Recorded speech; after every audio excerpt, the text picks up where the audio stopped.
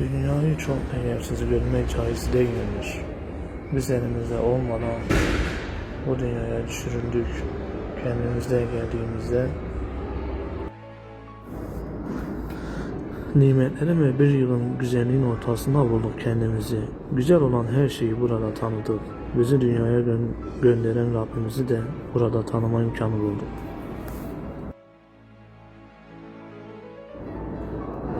Gideceğimiz başka bir yerin varlığını da burada öğrendik.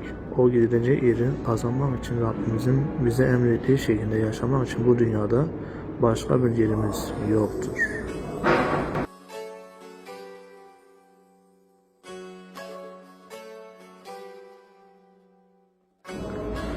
Ekrem Tarhan, ilahiyatçı ve inşaat mühendisi müteahhit.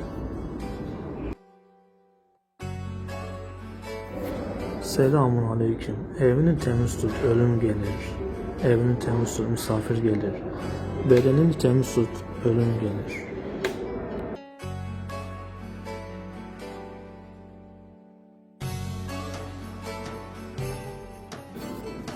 Ey gönül, aldama yalan dünyaya, bu sahte dünyaya. Görmedin mi sabahına uyanmadan kefene sarılıp yatanlara? Bakmadın mı? Bakmadın mı hiç? Ey gönül, gözü açık olanlara, kalp gözü açık olanlara, kime de kaldı ki bu dünyada, sana bana kalsın yalan dünyada.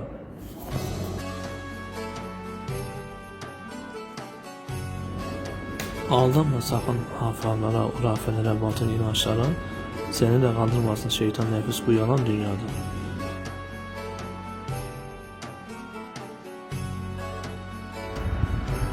Ne anladın ki bu sahte dünyada? Hepsi aldatıcı, aldanma insanlara. Bir tek gerçek var.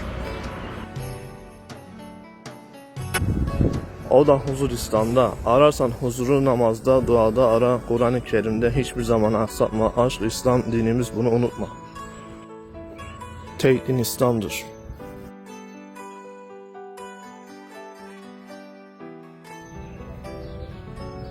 Gel de bu yalan dünyada İslam'ı yaşa. Aldama bu reklam içinde olan dünyaya. Bugün varsa yarın yokuz. Bunları unutma. Bunları sakın hiçbir zaman unutma.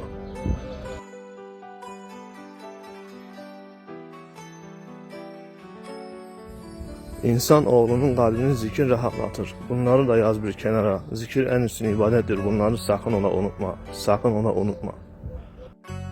Sakın unutma. Tek kanatlı kuş uçmaz derler. O yüzden iki kanatlı olmak için tarikatsız şeriat olmaz, şeriatsız tarikat olmaz. Hem tarikatın olacak hem şeriatın. Hem Kur'an-ı Kerim hem de namazın olacak. Ey gönül, zikir en üstün ibadettir. Bunu sakın unutma. Bunu sakın unutma. Namazsız zikir olmaz, zikirsiz namaz olmaz ey gönül. İncitme, incittiğin gönlüne hasret kalırsın. Cebrail Cuma Güngör, Aşk-ı İslam, Gaziantep.